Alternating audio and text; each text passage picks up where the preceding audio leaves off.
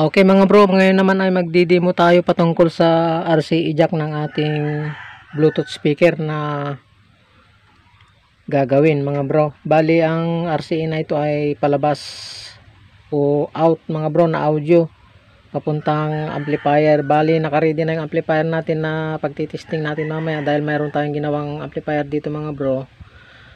Napagana ko na yung kabilang channel, pero yung kabilang channel wala pa, kinulang tayo sa transistor.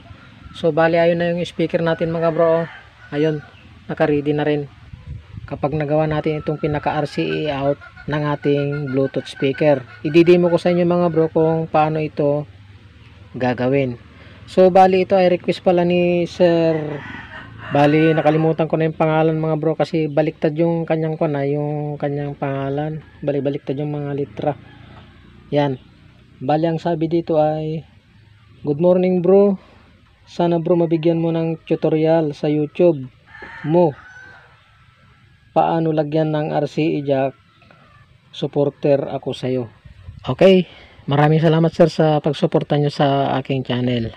Okay, so ngayon mga bro, ituturo ko sa inyo ang kung ito mga bro, ang technique na ito ay pwede sa lahat ng mga Bluetooth speaker, applicable lahat ng mga Bluetooth speaker. Yan, na may mga volume, sariling volume na ganito oh. Mas madali kasi itong i-convert mga bro ng RCE out kaysa yung walang volume na ganito. Kung hindi ka marunong mag-trace ng audio, mahihirapan ka. Pero yung mga sa ganito may mga volume na ganito mga bro, madali lang. Okay, so simulan na natin. Okay, so bali ang uunahin nating bubuin mga bro itong pinaka RCE out natin o RCE jack. Okay, so simulan na natin. Bali kukuha tayo mga bro ng kailangan natin ng wire.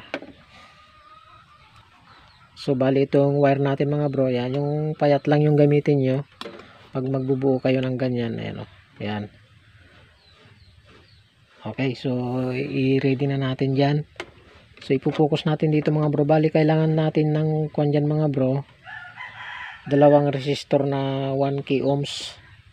Ayan o, para maging stereo yung kanyang out. Bali kwan lang mga bro, mono yung kwan natin, pinakakwan natin dito volume, mono lang yung out nito, kaya gagawin nating stereo dahil stereo yung gagamitin na amplifier. Kung halimbawa yung amplifier nyo ay okay, hindi katulad nito mga bro na kwan single channel, pero malalaman natin ito mamaya na talagang gumagana ito, stereo siya. Okay, so simulan natin. Ilagay muna natin itong ating resistor, ihinang natin.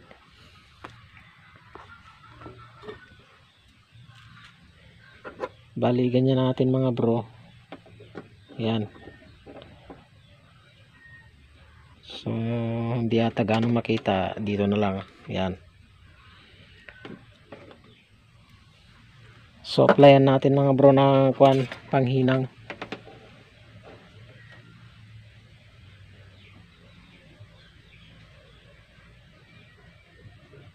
Yan, tapos ihinang natin yung pinaka kwan natin, resistor natin.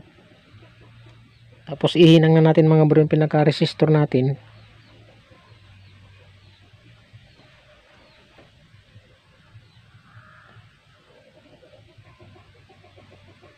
Ayun. Tapos ihinang pa natin yung isa. Yun, dito yung pinaka left natin. Tapos ito yung pinaka right, yung kulay red.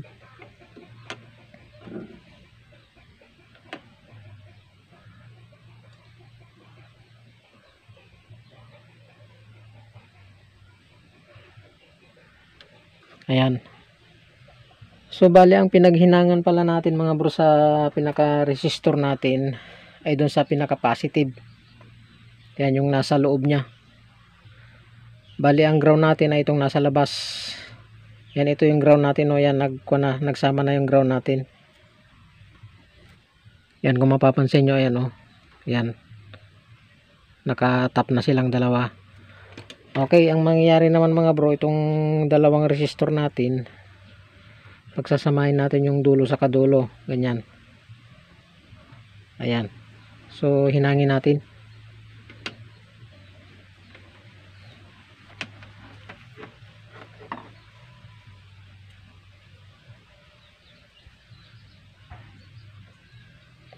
Okay. So ayan na siya mga bro, ayan na oh. Yan, ganyan. Ang susunod naman ay kukunan natin yung pinaka wire natin, applyin natin ng kwan. Yan pinaka kanya. Applyan natin para madaling dumikit.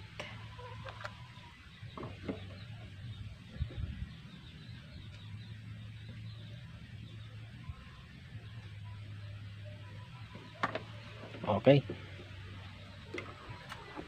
So ang itatap natin mga bro dito sa dalawang nagsalubong na resistor na ito, yung kulay red, yung positive natin. So hinangin natin mga bro, ilagay natin sa dalawang nagsalubong na resistor yung pinaka positive na wire natin. Ayan. Tapos itong pinaka negative natin, itong black na wire, lagay natin dito sa pinaka kuan natin. Yan o, sa ground.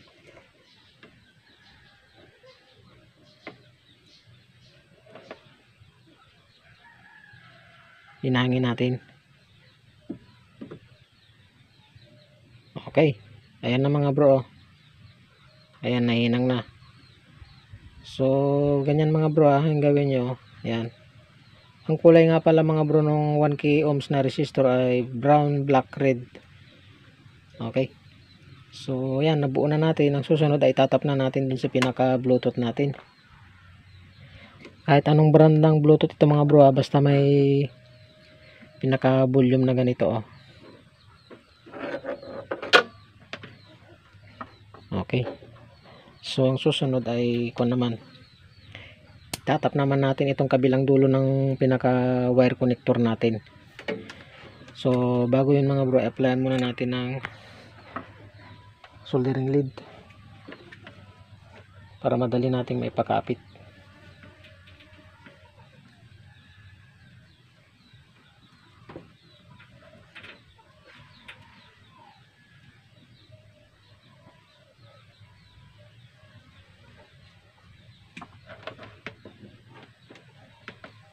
So tuklapin na natin mga bro. Bali may ginawa din tayong Bluetooth mga bro. Yan, hindi ko pa binibigay sa may-ari at kuan, tamang-tama. Gagawa natin ng demo. Okay. So ito rin yung gagamitin natin pinaka-player natin ah. So i-focus natin. So bali ito yung pinaka tatlong paa ng volume natin mga bro. Ayan oh. Ito yung ating, pag nakaganyan yung forma niya, yung volume ganyan. Ayan. Ito yung ground natin, yung gitna yun yung out, tapos yung kanan na gilid yun yung ating input. So dito tayo magtatap sa out, ito oh. Ayan, so itap natin dyan yung pinaka positive na wire connector natin.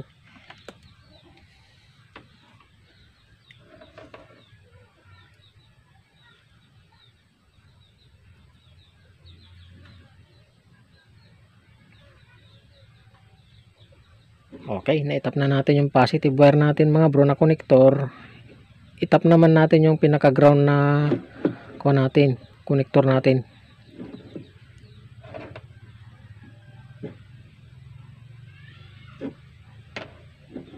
Okay, na-itap na mga bro. Yan, ganun lang kabilis.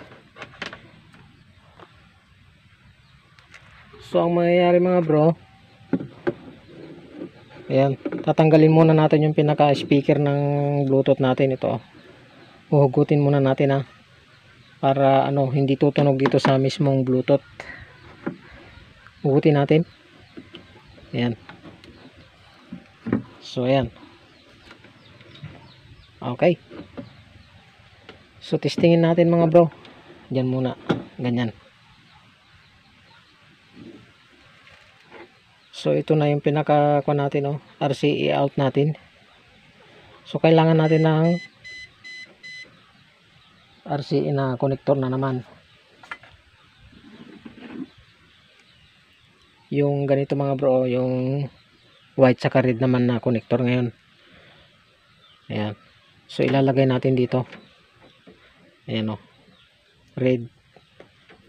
Pero black naman yung kulay nun, pero okay lang. Ayan, so ilagay natin. Ayan. So ganyan.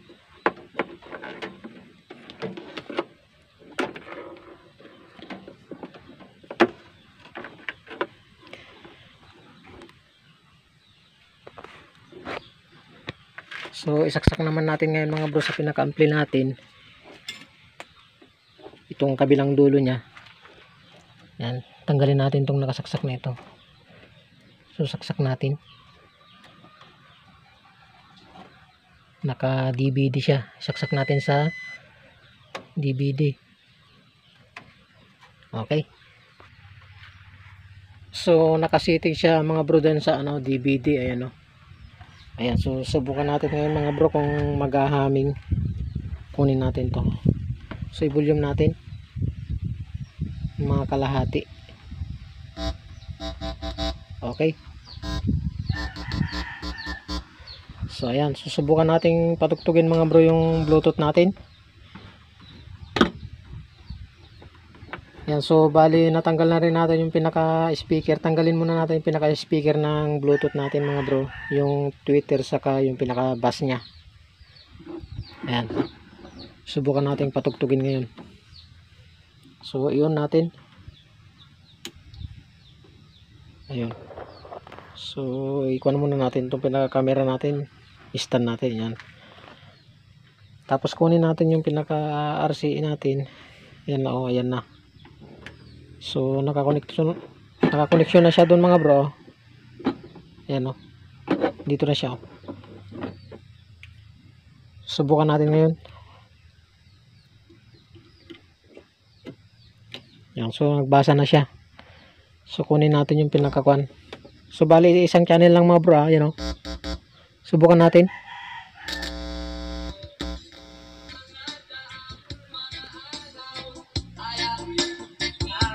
Ayos ah. Pwede mo ring i-volume dito mga bro, ano? Tapos dito.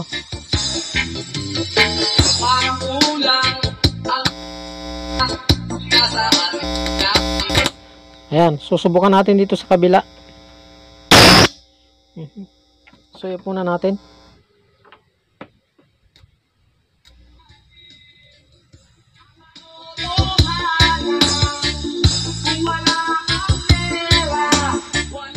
Ayos. Subukan natin ilipat mga bro. Ayan. Ayan. So i-volume natin.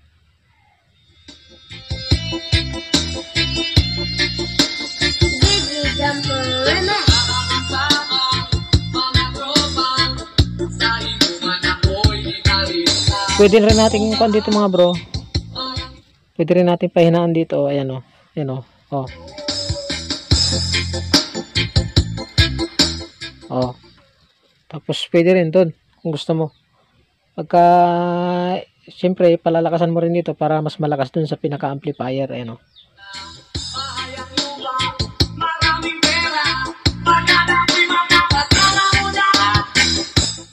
Okay, so ayos.